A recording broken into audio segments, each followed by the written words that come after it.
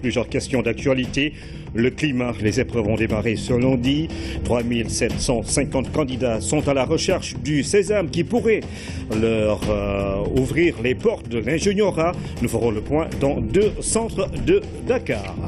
Oseille, pain de singe, la forte consommation de jus issus de ces produits naturels fait monter les prix. À Cœur Sayer, sur la route de Bombay, les vendeuses se plaignent de la rareté de la marchandise et de la faiblesse des bénéfices en cette période de Ramadan. Mois béni oblige, les prêcheurs collent à l'actualité sur les plateaux télé, à la radio ou pendant les conférences. Ils décortiquent les faits marquants de notre quotidien. Et puis sport, football, première victoire du Sénégal dans le cadre des éliminatoires de la CAN 2019. Premier doublé de Moussa Sow 2 ans après son retour dans la tanière. Et puis le premier but de Idrissa Gana Gueye en sélection. Et puis Génération Foot qui obtient son premier titre de champion du Sénégal de Ligue 1. Et en basket, l'AS Ville remporte pour la première fois la Coupe du Sénégal. C'était le week-end des premières. Bienvenue et bonsoir à tous. Le président français Emmanuel Macron entend développer un partenariat équilibré entre la France et le Sénégal. Il l'a dit à son homologue, le président Macky Sall, avec qui il a eu en tête-à-tête à l'Élysée. Le chef de l'État salue cette perspective et réaffirme la volonté de notre pays d'aller plus loin dans cette coopération et cette relation historique qui lie les deux pays. Oumar Nying. Une nouvelle fois, l'excellence des relations entre la France et le Sénégal en relief, lesquelles sont rehaussées par le président Macky Sall. Voici donc le chef de l'État à l'Élysée. À l'accueil, le président Emmanuel Macron est déjà sur le perron, alors que les honneurs illustrent la solennité du moment.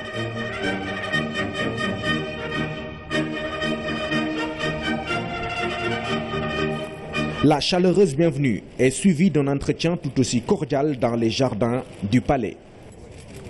Tête-à-tête autour des relations d'amitié et de coopération entre les deux pays. Je me réjouis parce que nos deux pays entretiennent des relations extrêmement fortes qui ont la force à la fois de l'histoire, mais aussi d'un nouveau partenariat rééquilibré et de nombreux projets d'avenir que nous avons évoqués durant notre échange. En effet, le Sénégal et la France ont signé des accords dans différents domaines lors de la visite d'État du président Macky Sall à Paris. Cette première prise de contact est l'occasion de les conforter. Le Sénégal jouit d'une croissance absolument remarquable qui démontre la solidité, l'attractivité de l'économie sénégalaise. Nous avons plusieurs projets qui sont en bonne avancée en matière de transport urbain. Je pense au train express régional de Dakar qui vient d'être lancé et à l'engagement personnel du président que je remercie sur ce sujet. Je pense aussi à nos projets en matière d'énergie, d'aviation civile, avec la perspective de relance de la compagnie Air Sénégal, de numérique ou de défense, qui sont très importants à mes yeux et que nous continuerons à promouvoir. Nous avons fait ensemble le pari de l'avenir, en misant sur un train électrique express, en misant sur une coopération dans le domaine des énergies renouvelables. Nous avons en commun la réalisation d'un supercalculateur que nous développerons donc à Diamniadio, la nouvelle ville numérique du Sénégal. Les domaines de coopération portent aussi dans des domaines aussi variés que l'agriculture, l'éducation et la formation professionnelle. La formation professionnelle sur laquelle votre pays, à travers l'AFD, déjà agit, mais nous allons renforcer cela dans le domaine de la défense et de la lutte contre le terrorisme. Nous avons aussi vu comment le rôle de la France en Afrique et dans le monde, mais particulièrement en Afrique de l'Ouest et du Centre, ce rôle doit être magnifié aux côtés des Africains pour nous permettre de faire face à cette vague de radicalisme qui déstabilise nos États. La lutte contre le terrorisme est un autre défi partagé. Et le président Macron salue le rôle majeur du Sénégal dans ce cadre. Le Sénégal a été à nos côtés depuis le départ. Je n'oublie pas que les premiers éléments de l'opération Serval se sont déployés à partir du Sénégal et que le Sénégal, déjà fortement engagé, deviendra dans les prochaines semaines le premier contributeur à la mission de maintien de la paix des Nations Unies au Mali. Et à ce titre, nous connaissons et l'un et l'autre le prix de cet engagement au coût pour nos armées, pour les vies de nos soldats. Autre défi important, le réchauffement climatique. En toile de fond, l'accord de Paris. Le Sénégal réaffirme sa position. Lors de la COP21, l'Afrique a parlé d'une seule voix pour dire à nos partenaires, le moment était venu que les grands pays industrialisés puissent s'engager dans la constitution du Fonds vert et que l'Afrique, qui ne contribuait que pour 4% dans la pollution mondiale, quand même était la principale victime. C'est pourquoi nous sommes jaloux de l'accord de Paris. Et nous serons à vos côtés pour défendre cet accord, pour que l'Afrique puisse bénéficier non seulement du transfert de technologies, mais aussi la possibilité d'avoir une énergie propre qui sera quelque chose de bénéfique pour l'humanité tout entière. De la rencontre se dégage une conviction forte, une volonté commune de consolider un partenariat stratégique. Le président Emmanuel Macron a promis une implication personnelle dans cette perspective. À Paris, le président Macky Sall s'est prononcé sur la crise entre le Qatar et ses voisins. Le chef de l'État sénégalais prône une solution négociée et salue des initiatives comme celle du Koweït.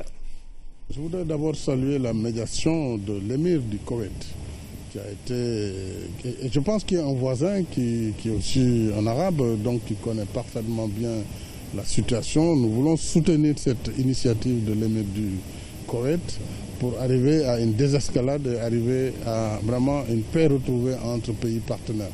Évidemment, le Qatar est aussi un pays ami du Sénégal. Par conséquent, nous appelons toutes les parties à travailler dans la perspective d'une solution négociée qui sera dans l'intérêt de la Oumma islamique. Et donc pour cela, nous espérons qu'il y aura une désescalade, surtout avec ce mois de Ramadan. Maintenant, le président Condé, en tant que président de l'Union africaine, oui, s'il va intervenir, nous saluons également cette volonté. Après Paris, le chef de l'État s'est rendu à Berlin. Il va prendre part au sommet G20 Afrique, une initiative de la chancelière allemande Angela Merkel, ambitionne de mettre au goût du jour la question du développement du continent. Et puis, il faut dire que c'est l'une des préoccupations de la chancelière pour ce sommet qui rassemble les leaders de ce monde. Les détails avec notre envoyé spécial Oumar Ning. En route vers le G20, l'Allemagne veut faire du partenariat avec l'Afrique une priorité. C'est le sens de cette rencontre à laquelle la chancelière Angela Merkel a convié le président Macky Sall et ses collègues du continent. Aujourd'hui, nous constatons en Afrique déjà un dynamisme économique considérable où les taux de croissance dépassent pour certains ceux des pays industriels et émergents. Nous, les pays industrialisés, nous devons nous demander est-ce que nous nous sommes engagés sur la bonne voie avec notre aide au développement classique. Je pense que non, parce que nous nous sommes toujours focalisés sur notre propre développement économique, ce qui a engendré l'idée de notre ministre des Finances et de la coopération qui ont aujourd'hui eu l'énergie. Nous avons besoin d'une initiative qui ne parle pas de l'Afrique, mais avec l'Afrique, dont cette initiative Compact avec l'Afrique, Compact avec Africa. Durch Ihre Agenda 2063 auch Vorgaben. L'initiative allemande est à saluer parce que orientée vers l'action et la solution. C'est de cela que l'Afrique a besoin. Un compact avec l'Afrique plutôt qu'un compact pour l'Afrique. Cela reflète mieux l'idée de partenariat, d'effort collectif et d'appropriation conjointe que porte votre initiative novatrice. L'Afrique est en train de conduire des mutations positives profondes. Nous voulons entreprendre et réussir ensemble avec nos partenaires. C'est dans cet esprit de partenariat que le Sénégal soutient avec enthousiasme l'initiative allemande. Il faut nécessairement faire appel à l'investissement privé. Et c'est là que l'initiative allemande pourrait contribuer à rechercher des réponses à des questions immédiates. Comment attirer l'investissement privé? Comment convaincre les uns et les autres que l'Afrique est aujourd'hui un pôle de croissance où l'on peut investir, sécuriser son investissement et le rentabiliser? Ce sont des questions fondamentales. Quel mécanisme pour encourager et accompagner l'investissement privé? Comment promouvoir davantage le partenariat public-privé? Que doivent faire ensemble nos pays en termes de réformes pour créer et maintenir un climat des affaires propice à l'investissement? Voilà quelques questions parmi d'autres sur lesquelles nous pourrions réfléchir ensemble pour donner un contenu à notre compact.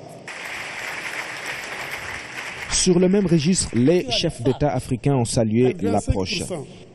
Président en exercice du NEPAD, le chef de l'État a plaidé pour le financement du programme de développement des infrastructures en Afrique, non sans donner des pistes de solutions.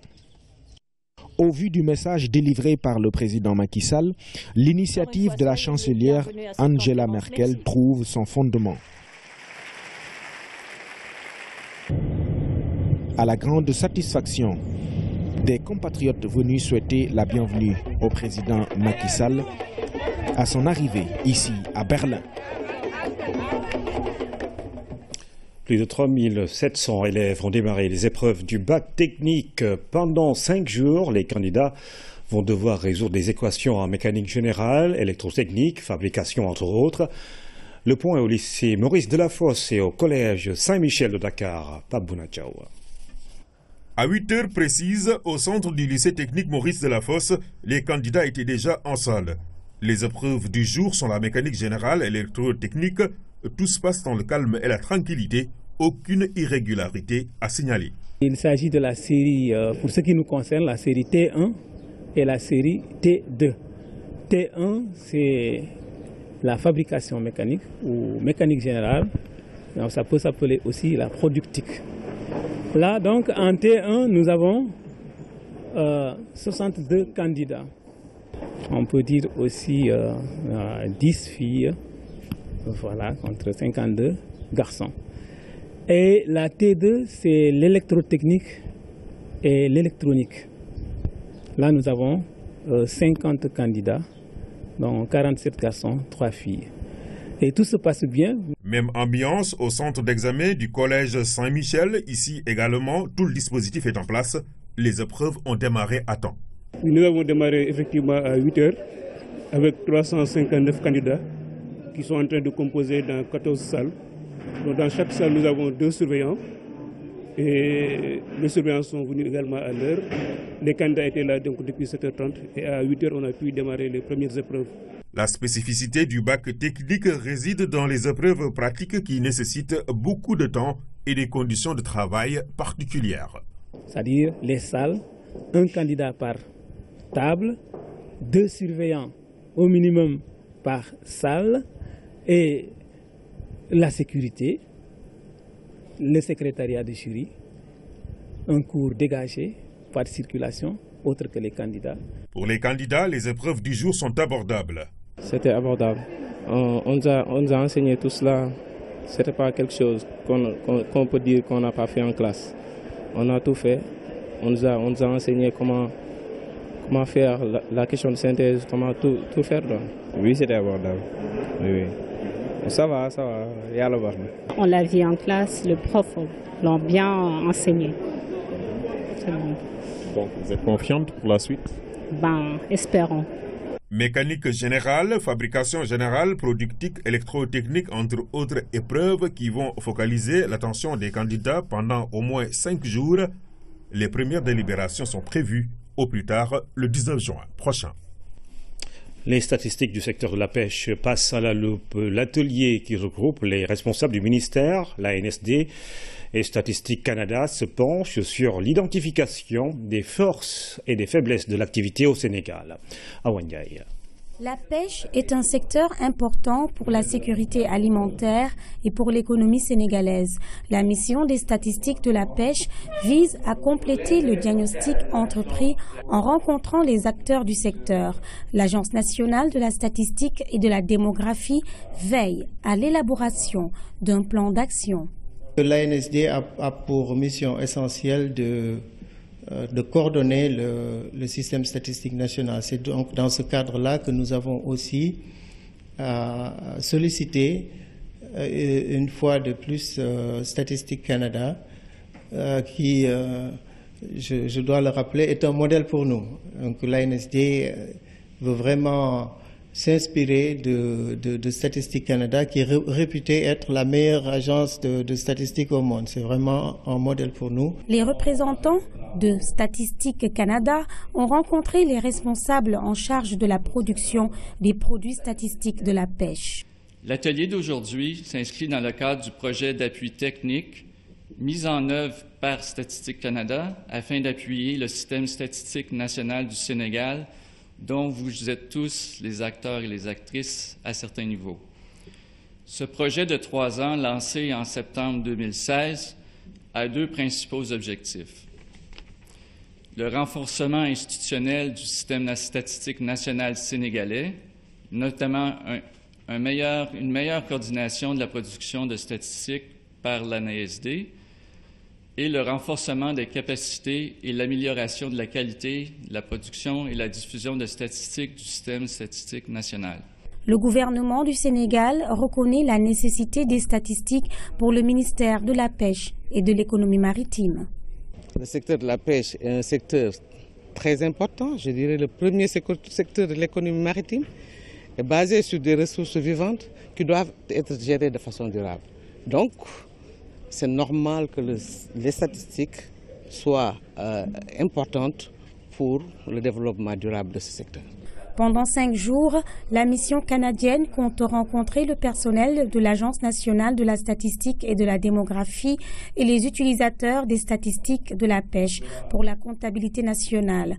Le rapport diagnostic sera mis à jour et le rapport final sera partagé avec tous les producteurs du secteur et de l'Agence nationale de la statistique et de la démographie. Les ASP découvrent les rouages de la sûreté aéroportuaire. Pendant 2 semaines, ils vont faire connaissance avec les notions liées à ce volet important de l'aviation civile. Ils sont 60 pour la première promotion. Hamidou Diop. C'est un nouveau créneau qui est pris en compte par l'Agence d'assistance à la sécurité de proximité, la sûreté dans l'aviation. 60 ASP ont été choisis. Pendant presque 2 semaines, ils vont retourner à l'école pour apprendre toutes les notions liées à la sûreté aéroportuaire.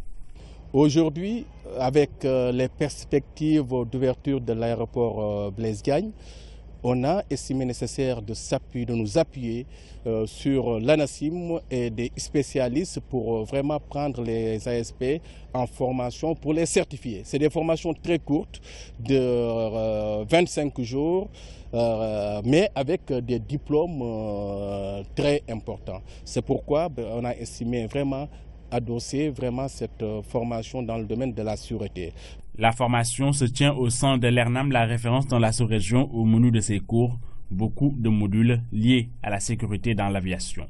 Dans le contenu de la formation, ils auront à connaître comment repérer, comment faire pour ne pas laisser les personnes malveillantes entrer dans des zones de sûreté, donc assurer la sécurité de ces zones-là en faisant tout pour identifier ces personnes malveillantes-là.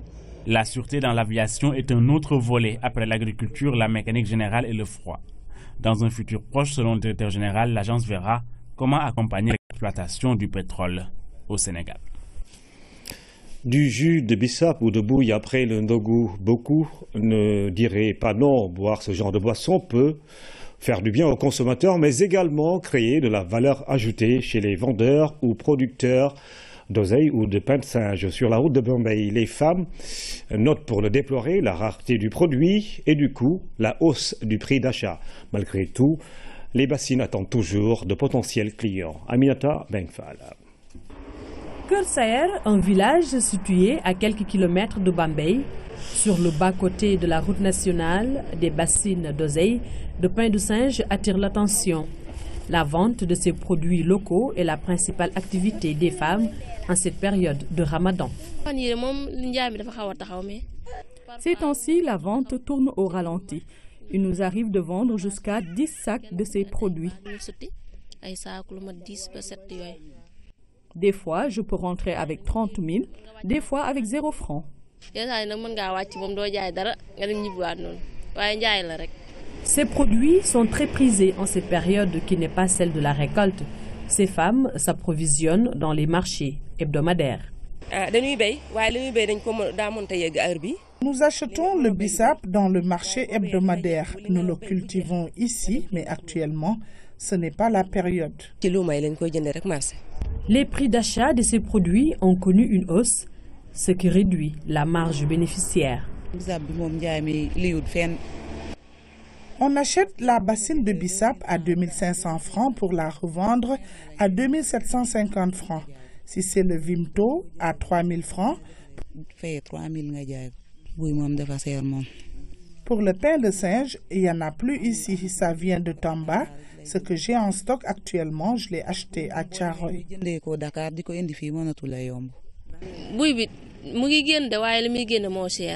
Nous achetons la bassine de pain de singe à 7 000 francs pour la revendre. Il n'y a pas beaucoup de bénéfices. Une augmentation qui se constate également sur le marché à Dakar. À Tilène et à Castor, les détaillants font de bonnes affaires. La vente marche bien. Le pot de pain de singe coûte 650 francs et pour le bissap, c'est 500 francs. Des prix jugés élevés par les transformatrices de ces produits en jus. C'est trop cher, on achète tout, même le sucre coûte cher. Il nous arrive d'avoir 6 000 francs seulement de bénéfices et la préparation nous prend toute la journée. Avec 1000 francs, on peut acheter une bouteille de ces jus locaux bien frais. Le seul hic, l'écoulement peut des fois prendre du temps. La vente est aléatoire. Il nous arrive d'avoir des restes qu'on n'écoule pas et qui sont au frigo.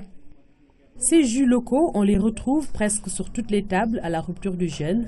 En cette période de grande consommation, une hausse est constatée sur les prix des produits bruts à Keur Saer ou au marché à Dakar.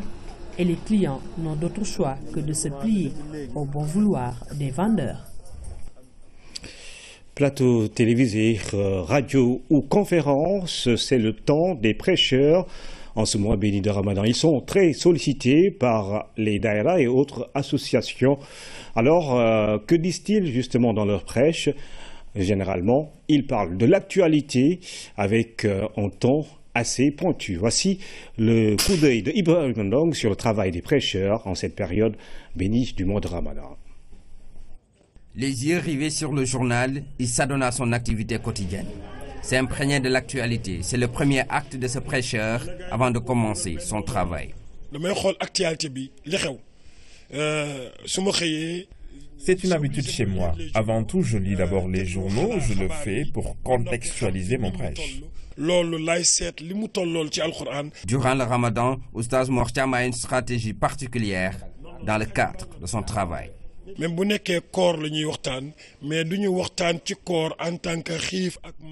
Même si on parle du Ramadan, on ne se limite pas seulement à la faim et à la soif. Nous évoquons aussi les bienfaits, le social, la solidarité, la spiritualité, entre autres. Pendant ce mois béni, les prêcheurs ont le vent à poupe. Ils occupent presque les différents plateaux de radio ou de télévision, non sans oublier les conférences qu'ils animent.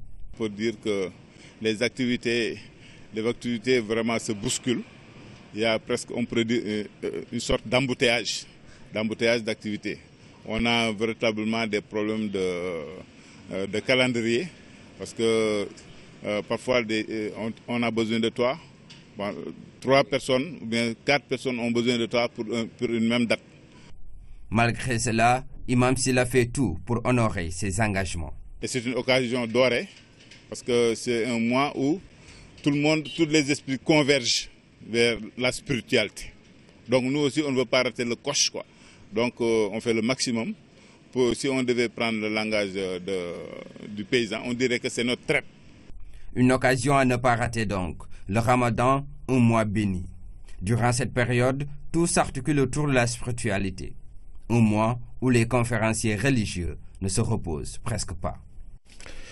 Les produits alimentaires sur le marché doivent tous avoir une date limite de conservation. Certains l'ont vu disparaître ou falsifier de façon grossière. Le Ramadan est une occasion de remettre des produits périmés au goût du jour. Des jeûneurs fourbes fourguent leurs marchandises toxiques à des jeûneurs crédules, bien au-delà des dates de péremption. C'est une chronique signée Oumar Diawa. Les choses, tout autant que les êtres, ont une durée de vie au-delà de laquelle se produit l'inexorable dépérissement. Il en est ainsi de tout ce dont nous sommes si friands, faisant fi de la prudence des plus élémentaires. La sécurité sanitaire des aliments n'est pas juste qu'un de ces nouveaux concepts agités par des spécialistes à la science hermétique. C'est un enjeu de santé publique, car dans un contexte de croissance exponentielle des besoins alimentaires, l'intensification des systèmes de production fait que des tonnes de produits phytosanitaires fortement rémanents sont déversés chaque année dans les exploitations. Les vaches ne mangent plus que de l'herbe des pâturages, les poules ne picorent plus que des céréales, l'élevage industriel de dopage a de quoi ôter l'envie de se mettre à table. Quand arrive le Ramadan, mois de forte demande, les marchés prennent des couleurs et des saveurs dont il faut avoir peur. En effet, si Ramadan rime avec rédemption pour bon nombre de pratiquants, c'est l'occasion inespérée pour un monde interlope d'inonder les étagères et les étals jusque sur les trottoirs de produits ayant expiré. Avec le temps et les mauvaises conditions de stockage, émulsifiants, gélifiants, édulcorants, épaississants et conservateurs se transforment en poison. Les décongélations, recongélations entraînent des reprises d'activités bactériologiques toxiques. Le copieux de goût attendu peut virer ainsi au drame en faisant expirer des consommateurs crédules qui croyaient avoir fait une bonne affaire. Ce 12 juin est célébrée la journée internationale de lutte contre le travail des enfants. Ils sont quelques 168 millions à vivre ce phénomène mondial qui freine leur épanouissement. Au Sénégal et ailleurs en Afrique, les acteurs se déploient sur le terrain afin de sensibiliser les populations, mais également gérer les acquis et lutter contre les réticences. Hamilou Diop. Dans le monde, actuellement, presque 150 millions d'enfants travaillent. L'Afrique subsaharienne est particulièrement touchée par ce phénomène où, selon les statistiques de l'ONG Vision Mondiale, un enfant sur 3 travaille.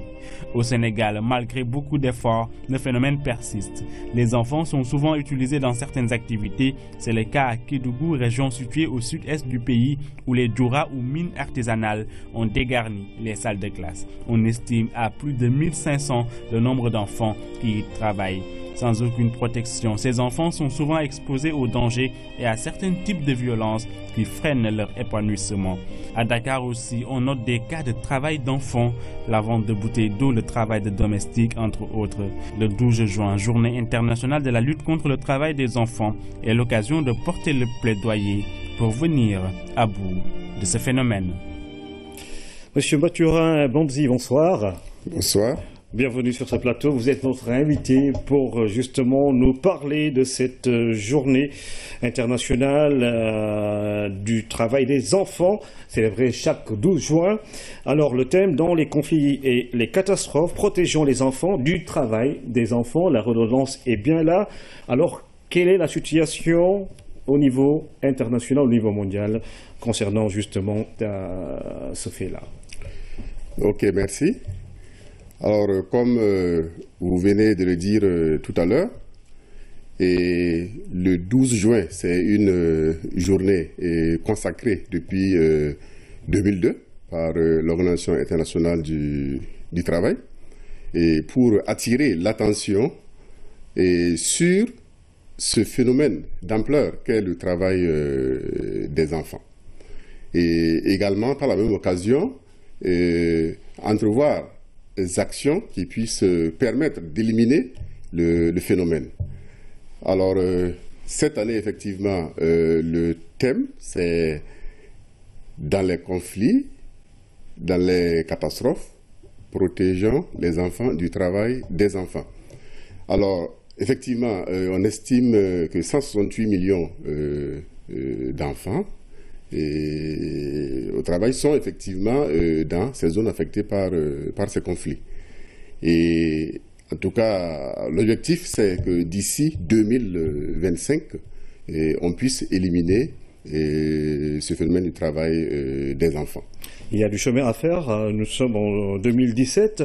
Alors justement, la situation au Sénégal particulièrement, on a vu ce reportage de Ramil Diop sur les sites d'orpaillage, à Kédougou notamment. Oui, effectivement, disons qu'au Sénégal, c'est un phénomène également qui est d'actualité, un phénomène important, même si il n'y a pas de données très actualisées, mais retenons qu'il y a eu une enquête qui a été réalisée il y a une dizaine d'années, une enquête nationale, et donc qui consacrait un peu plus de 1 300 000 enfants, et justement qui étaient actifs. Bien sûr, avant l'âge de 15 ans, on voit quand même que c'est assez considérable. En dehors du Sénégal, y a-t-il d'autres pays dans le continent qui sont concernés, très touchés par ce phénomène? Oui, absolument. Nous avons bien sûr les pays africains, parce que la plus grande proportion des enfants au travail, c'est en Afrique. Mais ce phénomène existe également sur d'autres continents, comme en Amérique latine, en Asie. Voilà. Donc l'Afrique n'est pas le seul continent concerné par ce phénomène. Alors, quelles sont justement les stratégies au niveau national que vous déployez, puisque Save the Children vient contribuer justement à ce combat-là? Alors, les stratégies que nous déployons sont bien sûr de plusieurs ordres.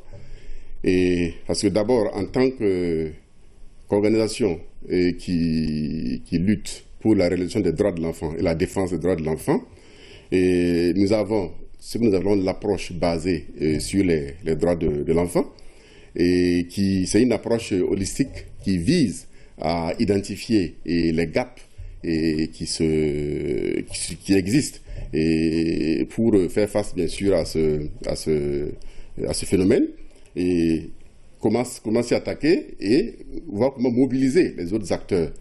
Et nous avons également la participation des enfants, parce que pour nous c'est fondamental, et on ne peut pas dire que nous luttons contre le travail des enfants et si les enfants eux-mêmes ne sont pas impliqués, parce qu'ils comprennent bien la problématique et ils connaissent bien les situations qui les concernent et ils peuvent participer. Alors nous avons une approche systémique selon ce que nous appelons la théorie du changement de Save the Children, et qui veut que, bien sûr, nous soyons la voix des enfants, nous soyons innovateurs et que nous puissions, disons, réaliser des résultats à l'échelle et en construisant des partenariats solides avec tous les acteurs et qui peuvent nous amener à lutter efficacement par rapport à ce phénomène. Alors, dernière question, quel est le dispositif réglementaire par rapport aux politiques en cours dans le continent? On sait que les enfants travaillent dans l'agriculture, la pêche et beaucoup d'autres secteurs. Oui, disons qu'au Sénégal, il y a un dispositif réglementaire assez important justement sur lequel nous appuyons. Déjà, nous pouvons évoquer la Convention des droits de l'enfant. Nous pouvons évoquer également la Charte africaine du droit et du bien-être des enfants. Et nous avons la Convention 138 de l'OIT, également 182, et que le Sénégal a ratifié. Alors, et également, sur le plan et loi au niveau interne, nous avons la Constitution en son article 98, c'est quand même la loi fondamentale donc, qui le consacre. Et nous avons également le code de l'enfant, le code de la famille, et où nous retrouvons en tout cas des dispositifs qui permettent en tout cas de traiter efficacement ce phénomène du travail de l'enfant. Sinon, ce travail, il revêt bien sûr plusieurs formes. Vous l'avez vu tout à l'heure, que ce soit les travaux domestiques, et le travail dans l'agriculture, le travail dans les sites d'orpaillage. Nous avons des programmes sur le terrain que nous mettons en œuvre à travers, vous avez la CONAF et d'autres organisations et des ONG nationales, la société civile qui, en tout cas, au quotidien, mettent en œuvre des programmes sur le terrain. Merci en tout cas, Dr Mathurin Bonzi. Je rappelle que vous êtes le directeur pays Save the Children et que vous veniez nous parler de la journée internationale du travail des enfants célébrée chaque 12 juin par la communauté internationale. Merci à vous. Je vous remercie. Alors, nous allons décrypter les élections législatives en France. La République en marche est sortie vainqueur du scrutin. Le premier tour, la gauche et la droite ont connu des déceptions. Les élections viennent renforcer l'idée selon laquelle une nouvelle recomposition du champ politique français s'est définitivement opérée. Sidna Alunfal. Les résultats du premier tour des législatives en France ont dévoilé une nouvelle réalité. Le champ politique français est en mutation, en recomposition. Les partis qui ont structuré la vie politique française ces 40 dernières années ont montré leurs limites et semblent être à bout de souffle face au raz-de-marée de la République en marche. C'est un camouflet pour la gauche comme pour la droite qui ont été submergés par les marxistes, ces candidats de la République en marche, le parti du président Emmanuel Macron. C'est une claque historique pour le Parti socialiste. Benoît Hamon a été encore battu. Le patron des socialistes, Jean-Christophe Cambadély, a lui aussi subi un revers. Avec 9,5% seulement des voix, le Parti socialiste pourrait n'obtenir qu'entre 30 et 40 députés dans la nouvelle Assemblée, contre près de 300 lors de la dernière législature. Cette nouvelle recomposition du champ politique français se traduit également par cette décision de Benoît Hamon de vouloir lancer lui aussi son mouvement transpartisan, tout en restant au Parti socialiste. Au Front national, c'est également la désillusion.